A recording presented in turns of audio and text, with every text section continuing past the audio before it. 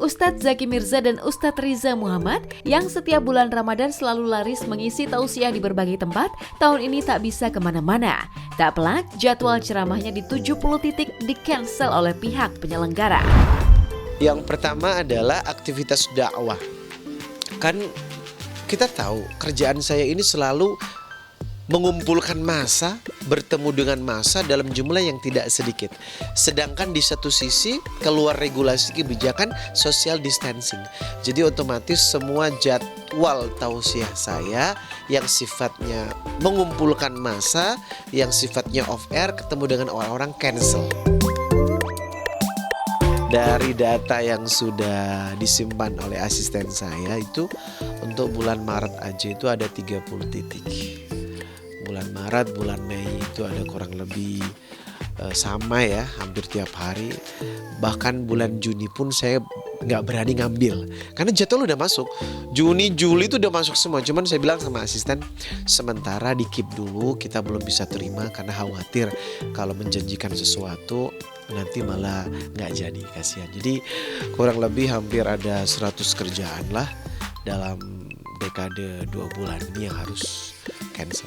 Dampak yang sangat luar biasa yang terjadi adalah pastinya karena terhitung bulan Maulid masuk kepada bulan Rajab ini, Masya Allah, awal-awal Corona masuk di Indonesia itu kalau nggak salah di awal-awal bulan Rajab ini, Masya Allah, pastinya jadwal ceramah, jadwal yang sudah disepakati oleh panitia pasti akan berdampak dan banyak yang di-cancel juga pastinya. Sedih, Mbak, banyak yang cancel gitu kan.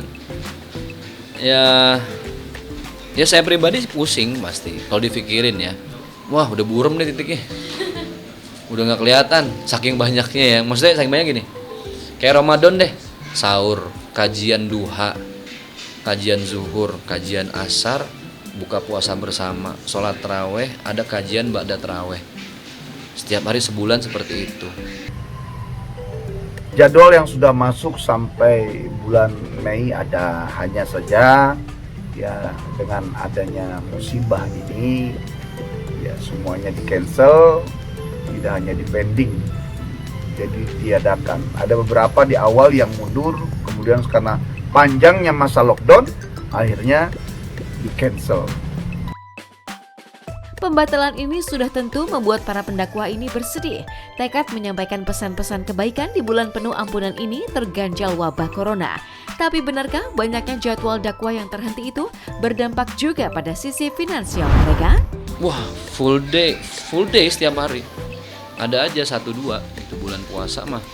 Makanya kalau kata orang kampung bulan puasa tuh bulannya kiai dah. Berkat numpuk, pepes sampai basi. Ya kan, buah-buahan bisa bagi tetangga. Saya ini udah 2 bulan loh gak dapat parcel. Sebenarnya bukan mata pencaharian ya, tapi dakwah itu adalah sebuah profesi anugerah dari Allah. Karena dakwah bukanlah matematis, dakwah bukanlah bagian benefit keuntungan yang punya cash flow yang setiap saat bisa kita perkirakan.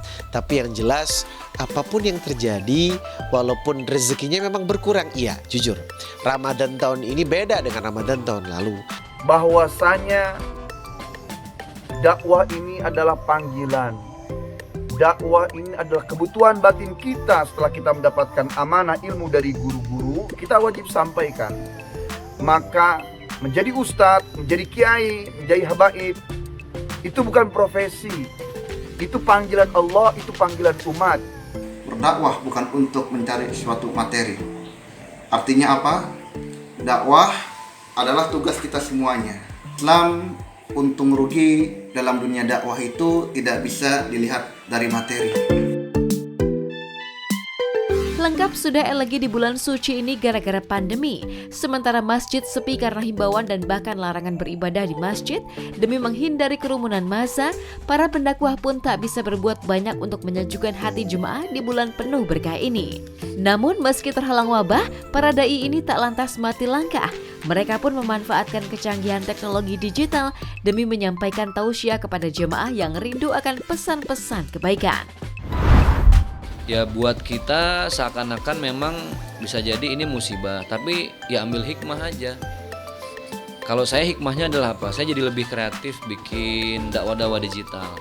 Secara langsung, dakwah tidak hanya dilakukan secara bertalaki atau bermufasyahah, tetapi di tengah maraknya pandemik virus corona ini, dakwah juga bisa dilakukan dengan cara metode online, mensyiarkan kepada kebaikan, mengajak orang untuk berhijrah di jalan Allah Subhanahu wa taala.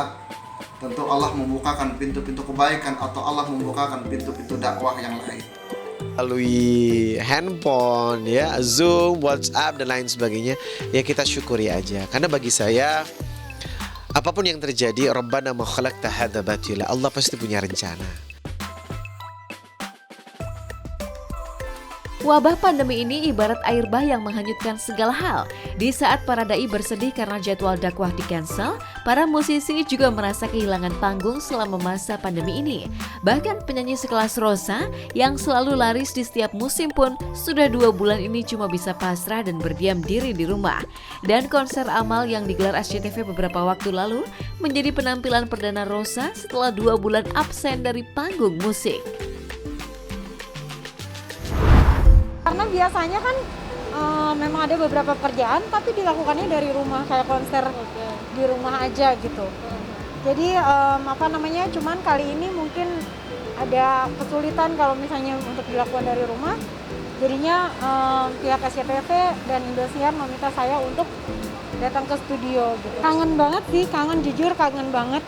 Kangen teriak-teriak di atas panggung, loncat-loncat di atas panggung, nyanyi-nyanyi bareng semuanya. Oh, jelas lah, pada saat pertama kali Jakarta menyatakan udah jadi zona merah, semua job, semua kerjaan langsung reschedule dengan batas waktu yang tidak tahu gitu ya. Sebenarnya sih kalau lihat keadaannya seperti ini bukan reschedule lagi ya udah aja batal aja gitu. 1 minggu 2 minggu pertama semua chaos ya, semua shock. Ini mau dikemanain gitu kan, keadaan ya belum pernah terjadi selama 100 tahun kan di seluruh dunia gitu. Pasti shock lah gitu. Tapi setelah minggu kedua tuh semuanya beradaptasi, industri musik beradaptasi, akhirnya membuat konser-konser musik yang kebanyakan memang buat donasi COVID-19 ini. Jadi sebagai musisi ada beberapa jadwal manggung yang dipostpone, tapi sejauh ini untungnya belum ada yang di cancel karena emang keadaan yang sekarang gitu. Jadi akhirnya ditunda dulu sampai semua situasinya membaik. Tak hanya sekedar batal manggung, para musisi ini juga harus menanggung kerugian material. Charlie Van Houten yang sudah menaikkan kontrak tur di 60 titik pun cuma bisa diam ketika jadwalnya di hold setelah ia tampil di 2 titik. Lantas benarkah para musisi ini kehilangan ratusan juta rupiah akibat jadwal manggung yang urung digelar? Jujur pekerjaan saya, kontrak, job dan lain sebagainya itu dari bulan Maret pertengahan sampai sekarang itu semua event memang dipending atau di cancel. Biasanya saya nyanyi di gathering perusahaan, di pernikahan gitu, ataupun apalagi di festival yang emang membutuhkan banyak massa gitu. Itu memang nggak ada sama sekali. Saya juga belum tahu sampai kapan mereka akan dipendingnya. Tapi yang pasti saya nggak punya penghasilan seperti ketika 2 bulan yang lalu misalnya.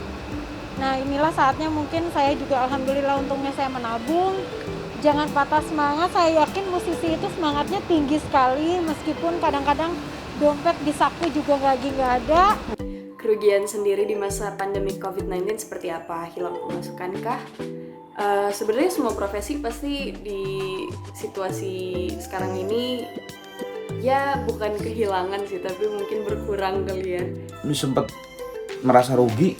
Ya kalau rugi secara manajemen pasti iya, pendapatan kita juga kan nggak ada kalau kerugiannya sampai berapa ya kalau misalnya ada 5-6 job atau 7 job ya hitung aja gitu ruginya segitu gitu. Kemarin sudah aku harus jalan tour roadshow seluruh Indonesia, ada 60 titik, baru jalan 2 titik kebetulan, dan ternyata kena wabah seperti ini. Akhirnya semuanya was major harus diundur semuanya, jadi di cancel semuanya. walaupun diundurnya nggak tahu sampai kapan gitu. Jadi semua kru manajemen semua kena dampaknya, yang harusnya tadinya mendapatkan nafkah di situ, dan sekarang mereka harus putar arah, harus gimana caranya untuk tetap menghasilkan penghasilan untuk kehidupannya gitu. Walaupun tidak dipungkiri pengaruhnya sangat luar biasa, memprihatinkan, tapi kita nggak boleh ngeluh.